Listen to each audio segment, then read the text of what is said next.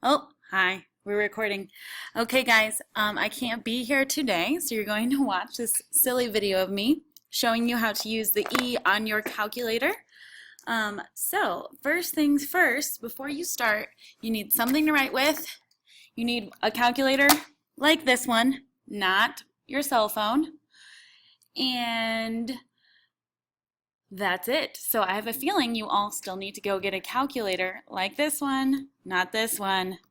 So maybe pause the video while you all get a calculator like this in your hands. Try not to share with anybody.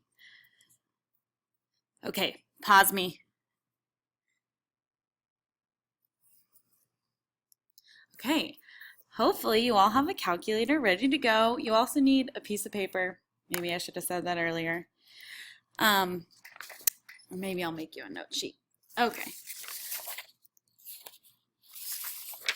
So, the title of these notes are, sorry, I'm messing with this still, is Notes,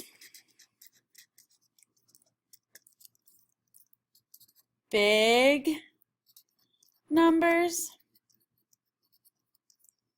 Small Numbers, and the E.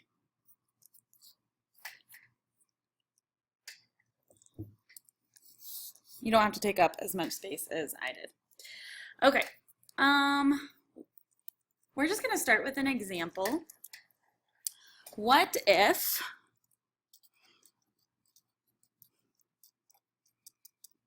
you were asked to multiply 6.02 times 10 to the 23rd, which is a number some of you might recognize, by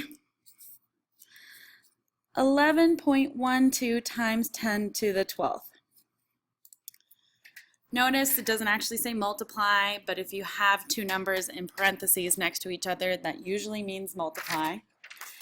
So I'm guessing a lot of you would start and you would try to do something like this. 6.02 times 10 to the. Do not do that. Do not do 6.02 times 10 to the.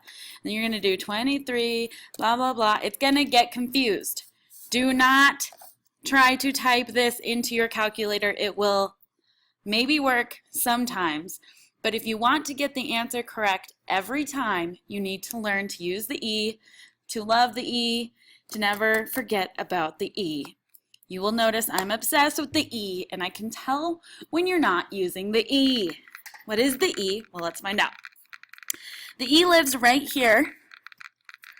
It's right, these two little E's, so there's the 7, above the 7 is the key that says x to the negative 1.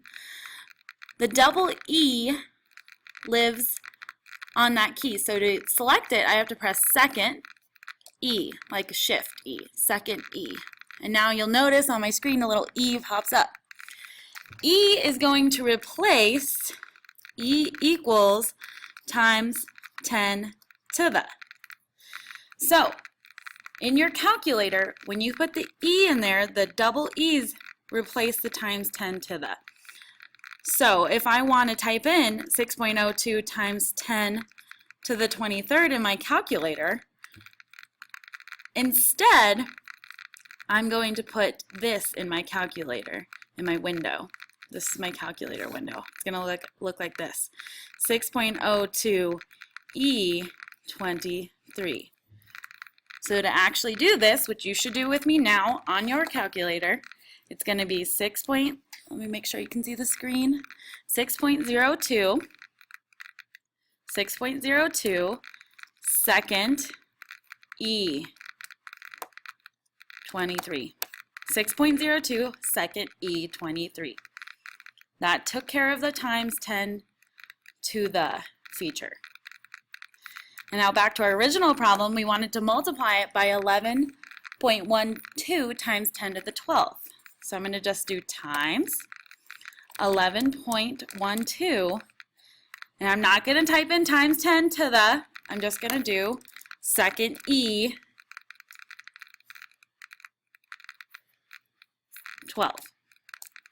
Press enter. Now when I press enter, sorry, I have to move my screen a little. Okay, it's still recording. I'm still learning.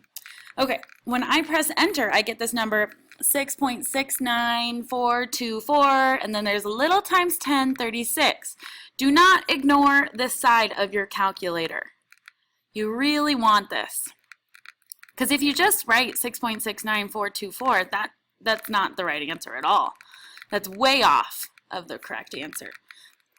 Again, let's just round to the first decimal. So we're going to be 6.7 times 10 to the 36. That includes my entire answer.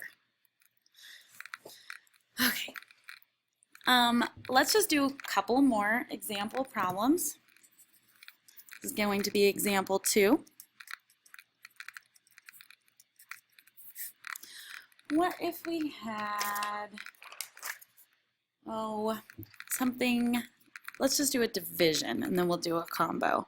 Let's do 12.16 times 10 to the negative 12th divided by 11.21 times 10 to the negative 3 equals what?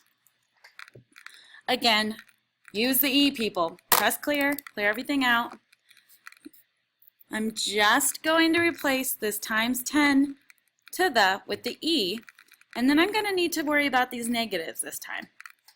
So we're going to do 12.16. Do it with me in your calculator right now. Instead of typing in times 10 to the, I'm going to use the E, second E, and then the negative lives right here underneath the 3. So here we've got the negative 12. That's all I have to do. Nothing that different when you have a negative. Divided by 11.21, second E, negative 3. That's where I use the E. This is where I use the E. Press enter.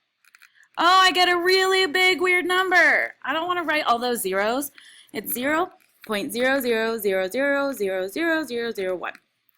Let me show you a trick. If I press second again, in this science/engineering, it says SCI/ENG. We're going to press that. And then I'm going to click on over. When I press second sci, I get this menu with flow, sci, and ENG. I'm going to click over to sci. I'm going to press enter. I've got sci selected. Clicked right. Press enter. And it puts it into scientific notation for me. 1.08 times 10 to the negative 9th. Or 1.1 if we're following our rounding rules. That's much easier to write. So 1.1 times 10 to the negative 9th. That's my answer. Yay. One more problem. I'm going to do a multi-step problem. What if, so this is going to be example number 3. What if we had, I'm going to show you a conversion problem. Let's say we've got a certain amount of atoms of sodium, and we want to know how many grams that sodium is. So maybe you've got, somehow you know you've got 12.1 times 10 to the 46th atoms of sodium. Well, it turns out that 1 mole has exactly 6.02 times 10 to the 23rd atoms of sodium. And I happen to know that 1 mole of sodium is exactly, let me check my table, 23.0 grams.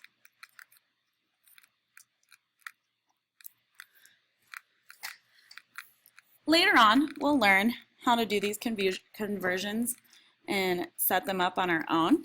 But they're kind of like what we did on Tuesday with the multi-step conversions, atoms on top and the bottom will cancel out. And then my unit, the mole, which we haven't really learned yet, will cancel out and we'll be left with grams. But how am I going to put these numbers in my calculator? Because we're worried about the E today. Well, we know that if we have a multi-step conversion problem like this, we're going to multiply across, divide down, multiply across, divide down. So let's go for it. 12.1, clear everything out, make sure that the glare is not too bad on the calculator. I'm going to shift everything up a little bit. Okay, 12.1 times 10 to the means that I use the E. Second E, 46, times 1, because I'm across, I multiply, then I go down, divided by 6.02, second E, 23. So I multiplied across by 1, divided by 6.02 times 10 to the 23rd. My last steps are multiply by 23 and divide by 1. Press enter.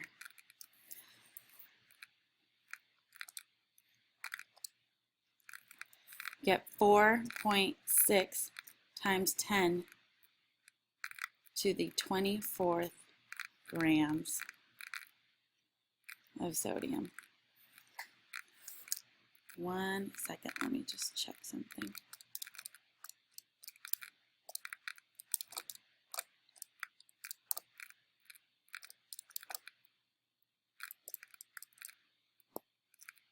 This is a really big number, but that is because we started with a huge amount of atoms. It's kind of an unrealistic number, so that's what I was checking. Okay, people, the moral of the story is to use the E. Not ever should you be typing in times or a 10 or the to the key. No, no, no. Use the E. The E is your friend. I hope you have a great rest of your class. You're going to do some more practice with this. You're going to play a board game practicing the conversion factors that we learned yesterday. And then don't forget we've got a quiz on Friday, and that's what practice number 3 is all about. I will be around after school and before school tomorrow if you've got any questions or concerns. Bye.